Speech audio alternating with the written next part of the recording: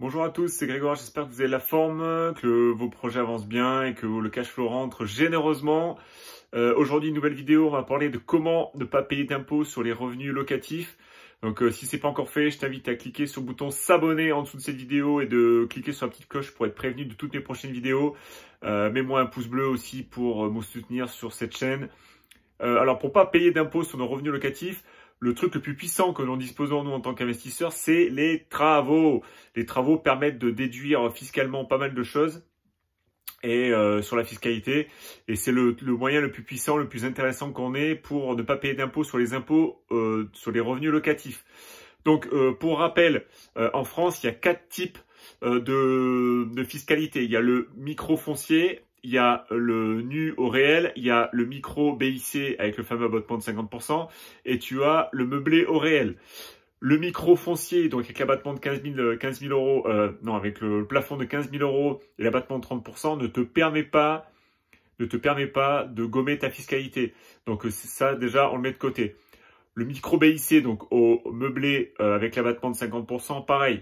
Tu vas pouvoir déduire la moitié sur ta feuille d'impôt, la moitié de tes loyers que tu encaisses, et ensuite tu seras fiscalisé dessus, la TMI plus la CSG, pareil, ça ne te permet pas de gommer totalement la fiscalité. Si tu veux gommer totalement la fiscalité sur tes revenus locatifs, le plus puissant, c'est le nu au réel, c'est-à-dire, nous on appelle ça le déficit foncier, donc c'est une 2044, où tu vas faire des travaux, et ensuite tu vas venir déduire de tes revenus locatifs tout le montant de travaux.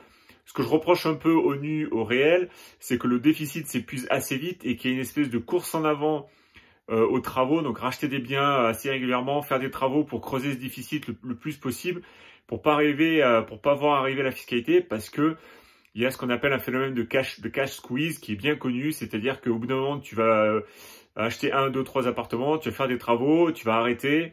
Ton déficit va s'épuiser et tu auras quand même un crédit à payer dessus et tu auras de l'imposition, notamment la TMI plus la CSG, et on va se retrouver avec, il va rien te rester du tout en positif, en cash flow net à la fin du mois. Donc le Saint Graal, le top du top, la niche la plus puissante qu'on ait actuellement, c'est ce qu'on appelle le LMNP au réel. Donc c'est le loueur meublé non professionnel au réel, c'est la niche la plus puissante que nous disposons actuellement en tant qu'investisseur. Là c'est extrêmement intéressant parce que on amortit le bâti sur plusieurs années, les travaux sont amortis sur 10 ans, et on a aussi les meubles qui sont amortis sur 5 ans. Donc ça crée tout ça, des charges fictives que l'on vient déduire chaque année. Et en plus de ça, les travaux, plus tu mets de travaux, plus ça fait d'amortissement, donc plus tu gommes ta fiscalité, donc c'est surpuissant. Et c'est ça sur plusieurs années, et ça permet de voir vraiment largement, de voir venir la fiscalité beaucoup mieux que le déficit foncier. Donc c'est pour ça que c'est très très employé le LMNP au réel. Alors on parle, j'ai fait des vidéos sur le sujet, la fiscalité pour les nuls, et le LMNP, j'ai fait des vidéos sur ma chaîne YouTube, donc n'hésite pas à aller voir d'autres vidéos sur ma chaîne YouTube complémentaires pour te renseigner. Mais le loueur meublé non professionnel, c'est le plus puissant. Il y a des amortissements et ça te permet justement de bien gommer la fiscalité sur plusieurs années. Donc voilà, je te répète encore une fois, les travaux, c'est le truc le plus puissant que l'on ait. Surtout si tu fais du loueur meublé non professionnel. Les deux cumulés, ça te permet de ne pas payer d'impôts pendant de longues années. Donc j'espère que cette vidéo, ça t'a plu. Aujourd'hui, c'est une vidéo un petit peu plus courte que d'habitude. Je t'en prépare d'autres dans le futur. J'ai vraiment envie de faire d'autres vidéos encore. Ça me plaît bien.